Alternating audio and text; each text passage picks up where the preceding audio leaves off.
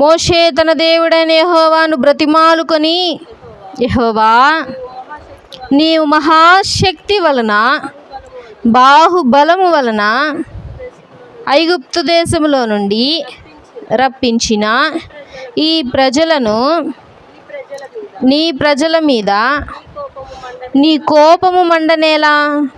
తర్వాత 32 అదే అధ్యాయం.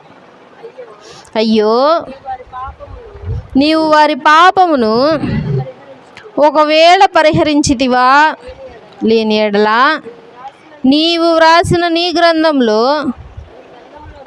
గ్రంథములో నుండి నా పేరు తుడిచివేయుమని బ్రతిమాలు కొనుచున్నానెను. తర్వాత వచ్చిన అందుకు యెహోవా, ఎవడు నా ఎదుట పాపము చేసెనో వానిని నా గ్రంథం